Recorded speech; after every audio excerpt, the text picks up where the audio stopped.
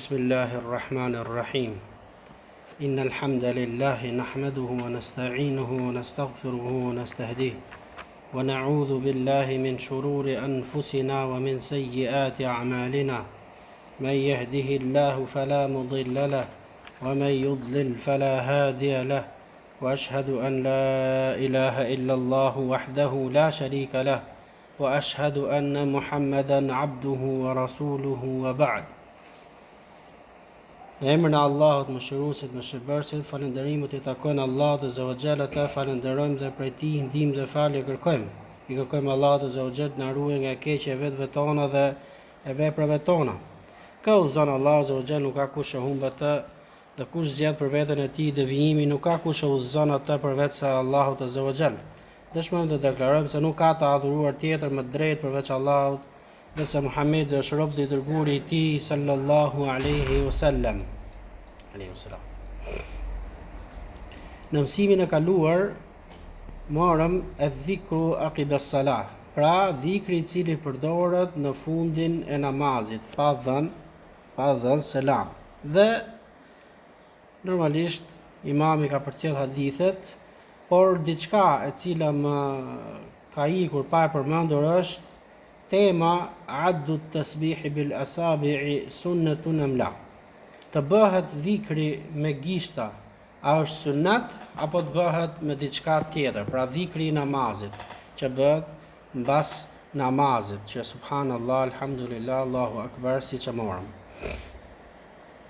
Normalisht për këtë i dërguari Allahu sallallahu alaihi wasallam është pyetur nga disa gra dhe ka thënë: "Faqad qala an-nabiy sallallahu alaihi wasallam lin-nisa", i ka thënë disa grave i dërguari Allahu sallallahu alaihi wasallam: "Sabbihna wa aqadna bil asabi' fa innahunna mas'ulatin mustanqatatin", pra mustanqataqatin. Kjo thënia e dërguarit Allahu sallallahu alaihi wasallam është drejtuar grave se bëheni dhikrin, atë e bëni me gishta, sepse ato do pyeten në ditën që do merremi në llogari. Për këtë ka thënë Sheikhu Abdullah al-Bassam se bërja e dhikrit me gishta është prej sunetit, kurse çdo gjë tjetër e cila përdoret në vend të gishtave nuk është për sunetit dhe është shpike bidat. Sikurse janë tesbihat apo ato makineri të cilat i shtypin me dorë dhe tregon se sa herë e ke bërë një dhikr. Diçka tjetër që kanë përmend dietarët në lidhje me gishtat është a vetëm me fillu me gishtin e parë subhanallah dhe pastaj subhanallah me gishtat vijues, apo të përdorim tre pjesët e gishtit, të cilët pra janë të ndara me të dalluese nga pjesa tjetër. Për këtë një pjesë ulemash kanë thënë që është prej sunetit që të fillohet pra nga unmule, nga pjesa e mollza e gishtit, pastaj pjesa e mesit e gishtit dhe pjesa e fundit e gishtit. Pra subhanallah, pra i bashkangjit dhe të treja bashk, subhanallah, alhamdulillah, Allahu akbar. Subhanallah, alhamdulillah, Allahu akbar. Subhanallah, alhamdulillah, Allahu akbar. A kështu me radhë, duke plotësuar 33 herë dhe të fundit fare pastaj la ilaha illallah, që e bëjmë atë të 100-ën. Kjo është forma, kjo është suneti, rruga e dërguarit Allahut sallallahu alaihi wasallam, që janë gishtat. Nëse ne e bëjmë vetëm me një gisht subhanallah, me dytin subhanallah, edhe kjo është e lejuar. Ose subhanallah, sikur ju thash, alhamdulillah, Allahu akbar, të treja bashk, edhe kjo është e lejuar. Cilën do të zgjedh çdo kush prej nesh, inshallah ka arrit suneti, sepse suneti është që të bëhet me gishta. Tema e sotshme me ndihmën e Allahut Azza wa Jall do të jetë babul khushu'i fi s-salah. Pra përqendrimi dhe frikë respekti brenda në namaz. Kemi thënë kur ka qelluar pra që të flitet në lidhje me përqendrimin në namaz, kemi thënë se ajo gjykimi i saj është shtyll, pra është e patjetërsueshme, është e domosdoshme dhe në mos praktikimin e saj rrezikon njeriu që t'i prishet namazi. Në prishjen e namazit kanë thënë ulemat, nuk do thotë që nuk pranohet namazi, por se e shlyn atë si detyrim, por se shpërblimi tek Allahu Azza wa Jall nuk është i plot i atyre veprave që ke bërë në namaz. Çfarë është kjo? Ajo quhet shpërqendrim. Ai quhet përqendrimi yt të shkojë diku tjetër dhe jo aty në namaz. Pra njeriu të mendojë atë gjë të cilën pra e ka kaluar pak çaste pa hyrë në namaz, fillon pra duke u angazhuar po ma gjë që e ka lënë pas brenda namazit dhe nuk e din çka ka lexuar prej sureve dhe është i papërqendruar dhe shkon në ruku i vepron ato në mënyrë automatike. Kjo pra është diçka e cila ne duhet kemi kujdes sepse në veprimin e kësaj pra duke qenë të shpërqendruar, rrezikojmë pra që të dalim nga namazi me një shpërblim shumë të vogël ose pak fare për saj. Prandaj ulemat kanë thënë se njerëzit tek kjo gjë janë sipas asaj që janë të përqendruar. Pra njerëzit shpërblehen në faljen e namazit aq sa ata janë të përqendruar brenda namaz. Prandaj thotë Sheikh Abdullah al-Bassam al-khushu'u fi salati huwa ruhuha wa lubbuha. Përqendrimi në namaz, pra frikë respekti ndaj Allahut Azza wa Jall, është thot shpirti i saj dhe esenca e namazit. Shpirti i saj, pra si thuash epiqendra e namazit dhe esenca e namazit lidhet gjithçka, çdo veprim i jone lidhet gjithçka me këtë. Pse? Sepse yakthur thawabuha au yaqul hasba ma aqalaha al-musalli anha. Sepse sipas kësaj, pra përqendrimit në namaz, njeriu shpërblehet. Ai sa ai është i përqendruar në namazin e tij, aq merr dhe shpërblim, aleikum selam. Aq dhe shpërblehet me sevape në ato veprime që ka bërë namazliu. ولذا أثنى الله تعالى على الذين هم في صلاتهم خاشعون بأنهم الذين يرثون الفردوس هم فيها خالدون. Për këtë Allahu Azza wa Jall ka përmendur dhe i ka lavdruar ata të cilët janë të përqendruar në namazin e tyre. Ata do të jenë për atyre njerëzve të cilët pra do të trashëgojnë Firdausin, xhenetin Firdaus. Aty do të jenë përgjithmonë. Pra shpërblimi i kësaj vepre është kaq madhështor.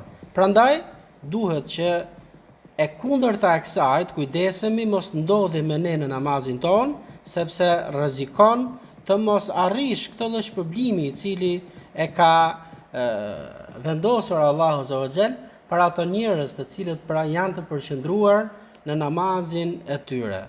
Shpërblimi për ta pra është kaq i madh. Për ata Allahu Azza wa Jall ka përgatitur xhenetin Firdaus dhe në të do të jenë përgjithmonë. Wali ihdari al-qalbi fi salati asbab. Të përqendruarit në namaz arrihet dhe kryhet ose forcohet me disa sebebe ose me disa shkaqe. E para është al-isti'adhatu min ash-shaytan. Ti kërkojmë Allahut mbrojtje nga shejtani i mallkuar. Wa tadabbur qira'ati as-salah. Dhe ta ndjesh leximin që bën brenda në namaz, pra Kur'anin, sura Al-Fatiha dhe sura pas saj, dhe gjithashtu pastaj dhikret të cilët pra vijojnë. Kama anwa adh-dhikri fiha, dhe të gjitha llojet e dhikrit ti jesh i përqendruar dhe ti dish çfarë po lexon dhe çfarë po i kërkon Allahut Azza wa Jall. E dyta shkak dhe sebeb që e bën që të përqendruarit në namaz të jetë në formën më të plot është xhalul sitr. Pra të marrim sutra para se të drejtohemi nga kibla për të falur namazin detyrë që namazi radhës që na bie që të falemi. E dyta shikimi që hyn po tek pjesa e dytë që thamë që na ndihmon për të qenë të përqendruar brenda namaz është xhalun nadhar mawdi'u sujud. Shikimi ynë mos të jetë i shpërndar, por se të jetë i përqendruar në vendin ku bëjmë sejdën. Pra besimtari, namazliu, qoftë gjenia femërore, qoftë gjenia mashkullore, kushdo qofshin ata të cilët pra i drejtohen Allahut Azza wa Jall me adhurim, me namaz, tham duhet marrë sutre dhe pastaj të jetë shikimi i tij tek pozicioni i sejdës. Nëse njeriu e çon shikimin e tij majtas, djathtas përpara, mbrapa, atëherë për këtë ka fol Sheh Ibn Uthaymini, Allahu mëshiroft, thotë se nëse njeriu shikon dhe shikimi i tij është i shpeshtë, pra e bën atë për herë, pra duke kthyer majtas, djathtas dhe e din që nuk lejohet, atëherë i del pa shpërblim nga namazi. Dhe Allahu e lëm pra për t'ju pranuar vetëm e heq atë si detyrë para Allahut Azza wa Jall. Prandaj duhet kemi kujdes dhe mos ta veprojmë dhe masi e dëgjojmë që është ndaluar, atëherë të kthehemi dhe të mos ta përsërisim. Kama ana dukhulu l-insani fiha ba'da al-faragh min ash-shaghalat anha kan-nawm. Gjithashtu shkak që e ndihmon të shpërqendruarin në namaz është kur njeriu ngrihet nga gjumi dhe shkon direkt në namaz. Ky person pra nuk mund të jetë i përqendruar në namazin që do kryej. Gjithashtu edhe ai person i cili, thot shehu, ka nevojë për të ngrënë ose për të pirë dhe nuk shkon tek ushqimi dhe tek pirja, por futet direkt në namaz. Dhe ky person gjithashtu pra nuk mund të jetë i përqendruar në namazin që do falë.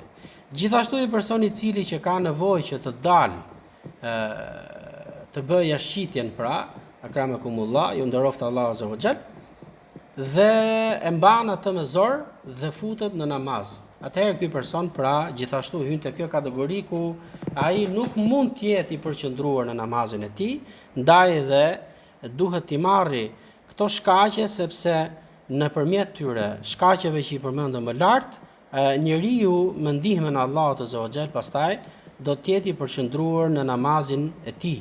Pra e din që po drejtohet para Allahut Azza wa Jall, merr shkakun e parë pra sutrën, të dytën pastaj shikon tek pjesa e sejdës, pasi merr tekbirin fillestar dhe e din që lexon surën Al-Fatiha, është i përqendruar në të, një sure pas saj dhe pastaj të gjitha veprimet me radhë të cilët pra lidhen me namazin. Thot Shehu Abdullah Al-Bassam, çfarë gjykimi ka ai namaz ku në shumicën e saj s'ka qenë i përqendruar? Pra, një person është i shpërqendruar në namazin e tij dhe ndodh që të jetë më shumë se 70% të tij pra është jashtë namazit. Thot shumica e dietarëve thonë që namazi i tij pra është i saktë, pra ka heq obligimin, por se shpërblimi nuk është pra i plot tek Allahu Azza wa Jall. Nuk është i plot tek Allahu Azza wa Jall. Kjo në shumicën e dietarëve, siç e përcjell pra Sheikh Abdullah Al-Bassam, ka ulema të cilët kanë thënë që namazi i tij pra është i prishur dhe duhet ta bëjë atë nga e para, por se përparësi i jepet fjalës së shumicës së ulemave që obligimin tek Allahu Azza wa Jall ka hequr dhe shpërblimi tek Allahu Azza wa Jall pra është i mangët, dhe ndaj njeriu të ketë kujdes të jap rëndësi kësaj pike, sepse është vërtet pra themelore dhe shpërblimi i saj është shumë madhështor, sikurse u përmend më lart që Allahu Azza wa Jall ka përgatitur për ta xhenetin Firdaus, të cilët do të jenë aty për gjithmonë. Ndaj njeriu ka ardhur në këtë dynja që të garojë tek vepra, të garojë tek vepra e mirë, të jetë durimtar, mos të bjerë në cytet e shejtanit dhe të jetë i përqendruar pra tek namazi i tij, ta di se përpara i drejtohet pra Allahut Azza wa Jall dhe ky është pra momenti ku është më afër me Allahun, sikurse ka ardhur në hadithin e dërguarit të Allahut sallallahu alaihi wasallam, ku thot njeriu është më afër me Allahun Azza wa Jall kur ai është në sejdë. Pra ky është pozicioni më afër me Zotin tënd.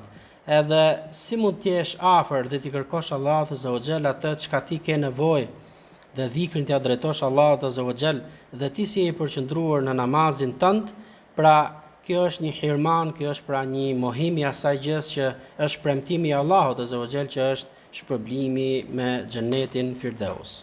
Për këtë ka përcjellur Sheikh Abdul Ghani Al-Maqdisi hadithin me numër 127. عن عائشة رضي الله عنها أن النبي صلى الله عليه وسلم صلى في خميصة لها أعلام فنظر إلى أعلامها نظرة فلما انصرف قال اذهبوا بخميصتي هذه إلى أبي جهم وأتوني بأمجانية أبي جهم فإنها ألهتني آنفا عن صلاتي. الخميصة كساء مربع له أعلام والأبجانية كساء غليظ رواه البخاري ومسلم. Pra transmetohet nga Aisha radiallahu anha se ka thënë se i dërguari Allahu sallallahu alaihi wasallam u fal në namazin e tij, pra u fal me një rrobë e cila quhet khamisa laha alam, pra një rrobë murabba katrore ku në të futet koka, jo si këto këmishat që janë sot, por si thush thes i shpuar nga lart dhe i shpuar me dy duar dhe futesh në të.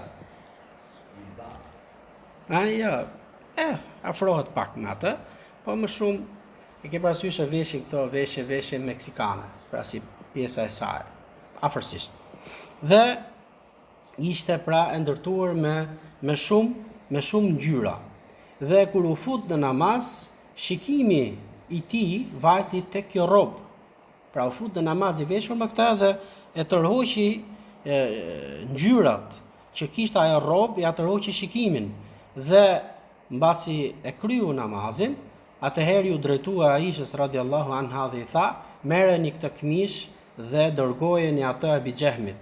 Dhe merrjani Ebi Jehmit pra këtë Ebjanien. Ebjania është një rrobë e cila pra është qytet, Enjan, kështu e ka emrin, Enjan. Këto kishin një model rrobje e cila ishte shumë e rëndë. Dhe këtë rrobë i dërguari i Zotit ja dha Ebi Jehmit. Ebi Jehmi i dha këtë rrobën tjetër si dhuratë. Dhe kjo tani u bë shkak që në namazin e tij i dërguari Allahut sallallahu alaihi wasallam rrobë Ebi Jehmit e shpërqendroi. Ishte e bukur, e lehtë. Por nga që kjo u bë shkak që ta shpërqendronte nga namazi i tij dhe mos ishte i përqendruar në namazin e tij, e urdhëroi pra dikën prej sahabëve që ta merrnin këtë rrobë, t'ia çoshin Ebi Jehmit dhe t'ia kthente mbrapsht atë rrobën që ia dhuroi atij. Dhe rrobja që ja kishte dhuruar Ebi Jehmit ishte shumë e rëndë, pra me një copë trash e cila ishte e rëndë, e tërhoqi pas dhe ajo ishte e thjeshtë dhe pa ngjyra. Pa ngjyra.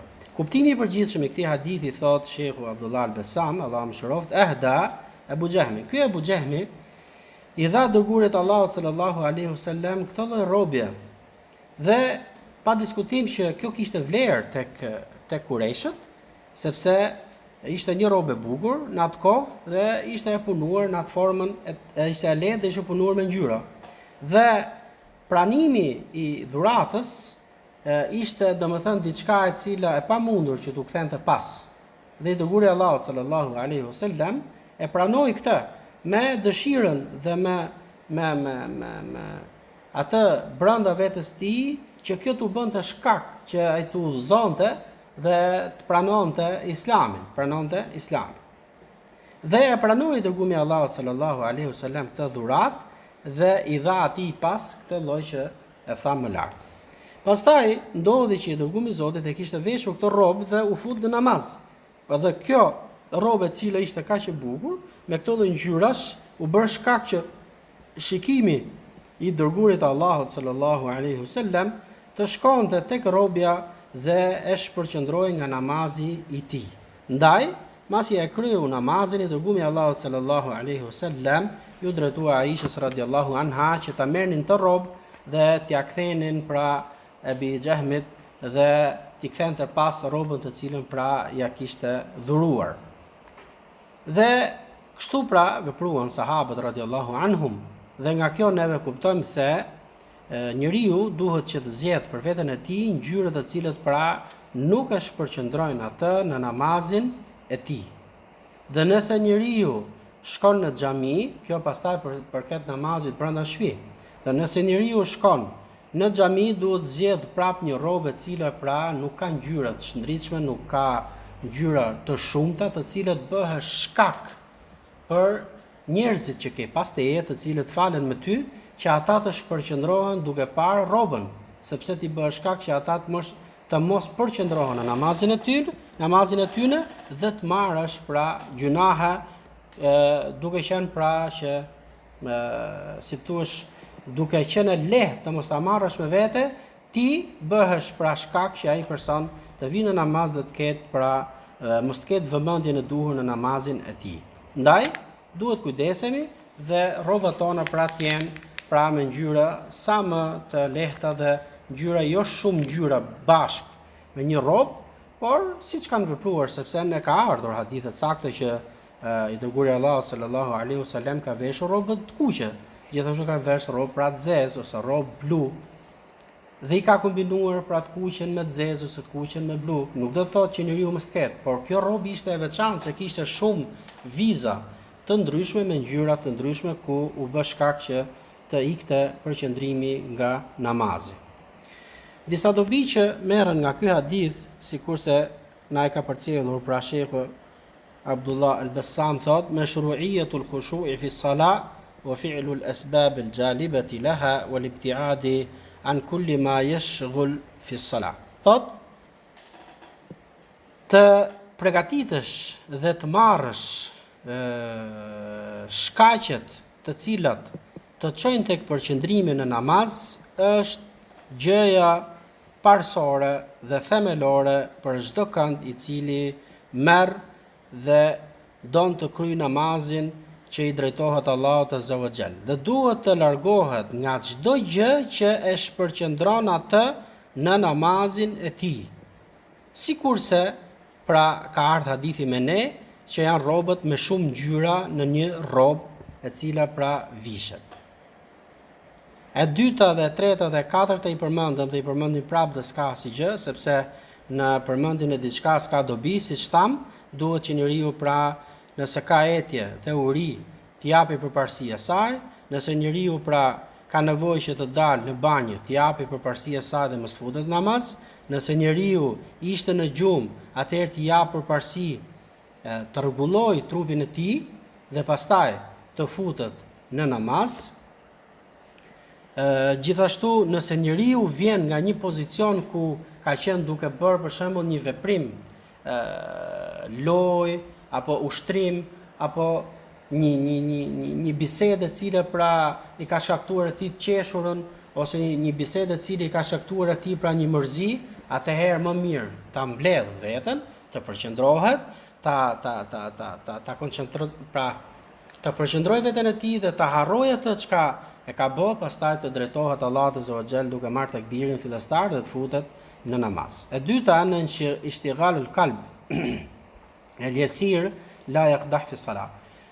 Sa lejohet shpërqendrimi brenda namazit? Nëse ky lloj shpërqendrimi është aq i vogël sa domethënë njeriu direkt e kap situatën dhe rikthehet aty ku duhet, atëherë kjo nuk merret për bazë dhe inshallah taala shpërblimi është i plotë. Pse e kanë përmend dietarët? Sepse kjo tregon se njeriu mund t'i ndodhë kjo gjë. Me të gjitha lloj ngarkese, me të gjitha lloj jetese, me të gjitha lloj gjëra të cilat kalon njeriu, normalisht që mund t'i ndodhë pra që njeriu pra t'i hiki përqendrimin në namaz dhe t'i shkojë mendja diku tjetër. Atëherë, në momentin e parë që ai e kap situatën dhe rikthehet aty ku ishte, me shpresë Allahut Azza wa Jall ky njeri pra hyn tek ata njerëz që është i përqendruar në namazin e tij.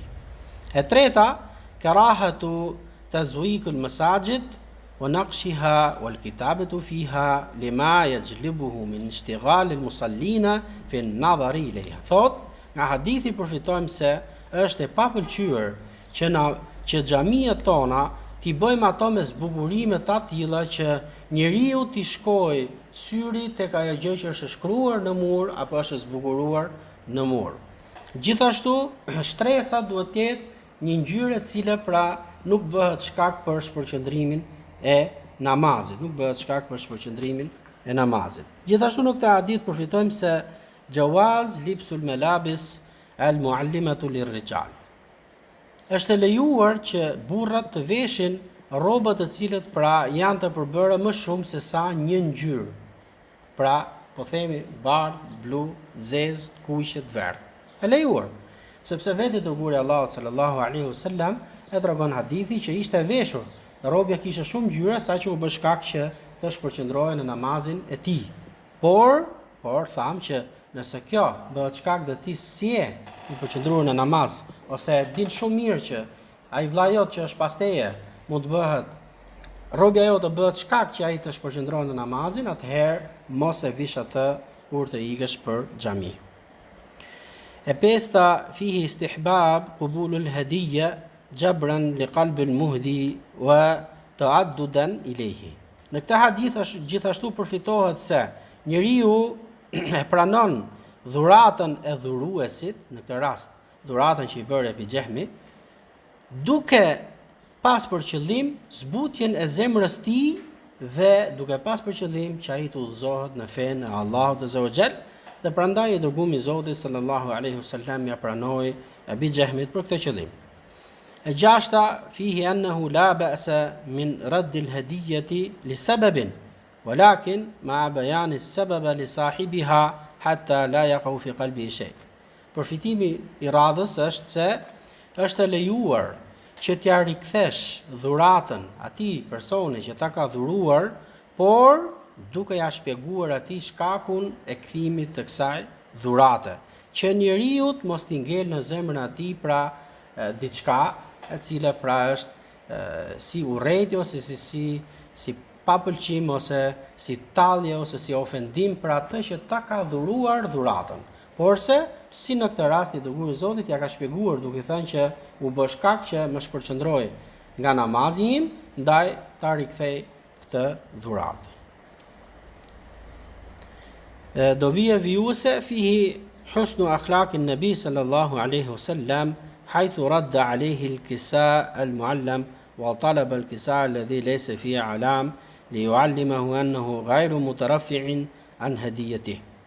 Në këtë hadith gjithashtu del qartë e zi morali i dërguarit Allahut sallallahu alaihi wasallam që ai mbarte një rrobë e cila pra se rrobën që ja dha Ebi Xehmit s'është ishte një rrobë domethënë e bukur dhe as një rrobë pra e përshtatshme, ishte një rrobë e thjesht fare dhe e rënd. E thjesht fare dhe e rënd pra si rrobë. Dhe e rikthen atë rrobë bukur duke pra treguar një moral, duke treguar një përulësi, sepse ka më vlerë për qëndrimin në namaz se sa rrobja e bukur, ku tregon pra përulësi dhe thjeshtësi. Shekull Islam Ibn Taymija Allahu mëshiroft ka thënë: "Wala rayba anna al-wiswas kullama qalla fi salatin kana akmal." S'ka dyshim thot se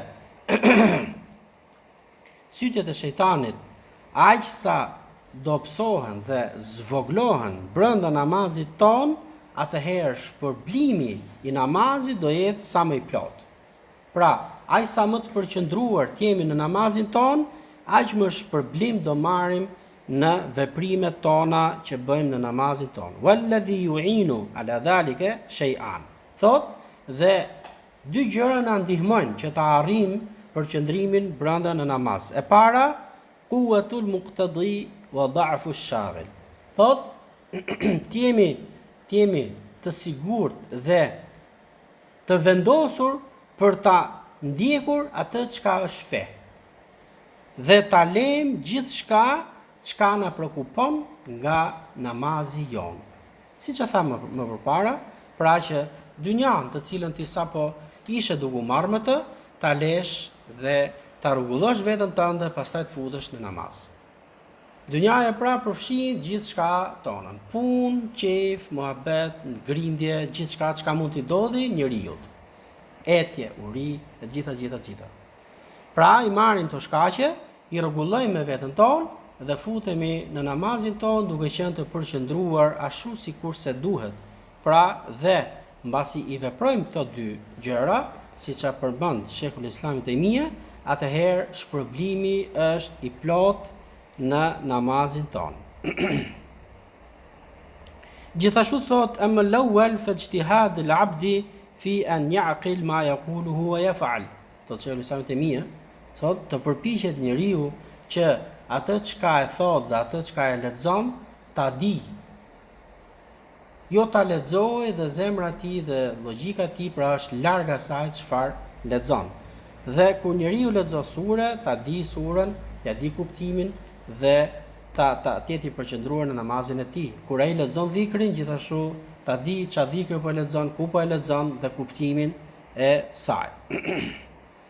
Yatadabbur al-qira'ati wa dhikri wa du'a, është i përqendruar në leximin e Kur'anit, në dhikrin pra në përmendjen e Allahut azza wa xal, në duat që bën pra kundrejt Allahut azza wa xal. Wa yastahdir annahu munajin lillahi ta'ala ka'annahu yara. Dhe e përgatit veten e tij se ai po thret Allahun azza wa xal dhe ta di se Allahu azza wa xal e shikon në çdo moment. Fa innal musalli yunaji rabbah, sepse namazfalsi i drejtohet Allahut azza wa xal. Wal ihsan an ta'budu Allaha ka'annaka tarah fa in lam takun tarahu fa innahu yarak. Dhe grada e imanit, e cila është grada e tretë që e kemi thënë është Islami, imani dhe ihsani. Ihsani thotë është grada e tretë dhe është grada më e plot ku njeriu pra e plotson. Dhe ajo thotë është ta adhurosh Allahun azza wa xal sikurse e shikon atë. Dhe pse ti se shikon, Allahu të shikon ty. Pra, ti se shikon Allahun, por ti e din që Allahu të shikon ty. Ndaj, përgatite veten dhe përqendrohu në namazin tënd se Allahu të shikon ty në çdo moment.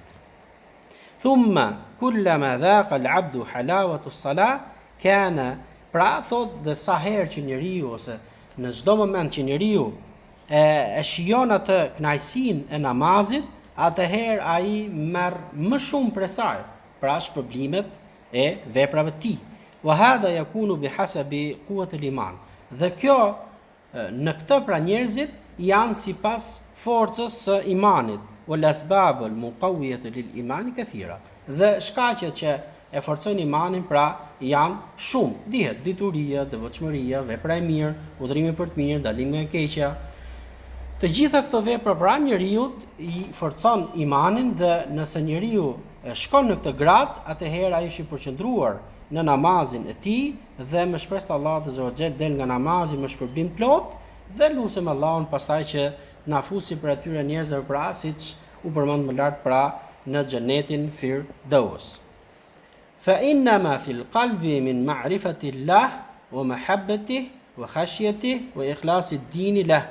Thot në zemrën e njeriu pra duhet që të jenë kush e para gjë ta njohë Allahun, e dyta ta adoj, të ketë frikë ndaj tij, të jetë i sinqert për të, të shpresojë tek ai, të jetë i sinqert në pra të pranojë çdo gjë të cilën e përcjell feja e Allahut azza wa jalla nëpërmjet Kuranit dhe nëpërmjet hadithit, dhe të gjitha ato gjëra të cilat pra i përmban Kurani dhe i përmban hadithi i dërguimit të Allahut sallallahu alaihi wasallam.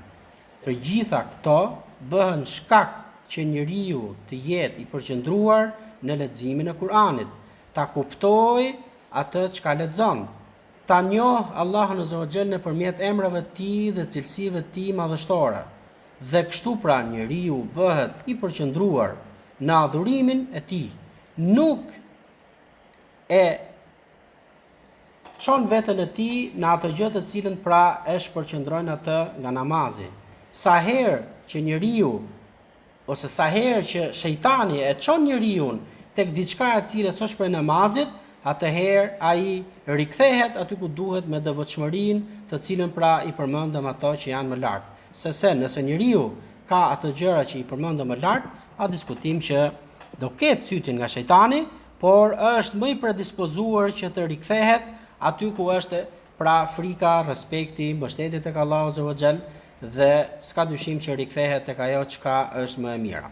Dhe nuk ka ndihmë dhe nuk ka fuqi vetëm se prej Allahut azza wa xal, thot Sheikhul Islam Ibn Taymija. E dyta, zawalul awarid wa huwa al-ijtihadu fi daf'i ma yashghulu al-qalb. Është ato që i përmendëm më lart, që të largoj nga vetja e tij çdo gjë që e shpërqendron atë nga namazi i tij dhe e shpërqendron zemrën e tij nga namazi që do të bëj. të menduarit gjithashtu ja largon nga namazi, po e çon atë pra në dunja. Njeriu duhet që të përgatis veten e tij përpara se të futet. Dhe shejtani mos ta ngacmoj, dhe në çastin që mund ndodh që shejtani ta ngacmoj, ai rikthehet prapë tek ajo gjë që është e kërkueshme për qëndrimin në namaz. Lutem Allahun Azza wa Jall që na bëj dobi nga kjo që lexuam dhe dëgjuam. Lutem Allahun që na bëj për njerëzve që japin rëndësi asaj gjës të cilën pra e lexuam më lart, që është për qëndrimin në namaz, dhe ta dim se vërtet ka rëndësi kaq të madhe, por është edhe me ndihmën e Allahut Azza wa Jall e lehtë për atë që e merr për hir të Allahut Azza wa Jall me sinqeritet, për hir të Allahut Azza wa Jall me devotshmëri, për frikën e Allahut Azza wa Jall, duke mbështetur tek Zoti, duke kërkuar ndihmën e Tij, po gjithashtu duke marrë shkaqe të cilët pra njeriu mund t'i bëj vet, pra duke i plotësuar të gjitha këto, ai do jetë i përqendruar në namazin e tij dhe do ta plotësojë këtë kusht dhe do të jetë për atyre njerëzve që e merr shpërblimin e namazit të plot, dhe lutim Allahun Azza wa Jall që ta bëjë për atyre njerëzve që janë prej xhenetit Firdaus, të cilën pra na ka premtuar Allahu Azza wa Jall. Amin. Subhanakallahumma bihamdik, ashhadu an la ilaha illa ant, astaghfiruka wa atubu ilaik. Allahu shpëlbeft mirë.